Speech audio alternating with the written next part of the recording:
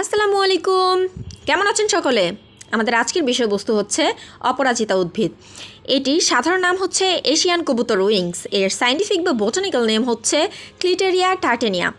এটি বাস্তু হিসেবে নেতিবাচক শক্তি শেষ করে, সম্পদ আকৃষ্ট করে, বুদ্ধিমত্তা তীক্ষ্ণ করে এবং সুনির্দশা দূর করে। মার্চ ও এপ্রিলের মধ্যে এটি গাছের বীজ বপনের উপযুক্ত সময়। এই গাছ রক্তে শর্করা মাত্রা নিয়ন্ত্রণ করে। এটি সিজোফ্রেনিয়া এবং অন্যান্য স্নায়বিক ব্যাধিগুলোর চিকিৎসার জন্য ব্যবহৃত হয়। অ্যান্টিব্যাকটেরিয়াল এবং অ্যান্টিফাঙ্গাল বৈশিষ্ট্যের কারণে পাতার সূক্ষ্ম পেস্ট ক্ষত নিরাময়ে সাহায্য করে।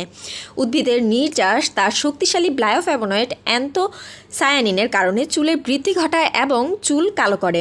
প্রাকৃতিকভাবে উৎপন্ন পলিফেনল যেমন প্রোঅ্যান্থোসায়ানিডিন বা কনডেন্স ট্যানিস এবং ফ্ল্যাভোনয়েড শক্তিশালী অ্যান্টিঅক্সিডেন্ট যা ত্বকের যত্নে অত্যন্ত উপকারী।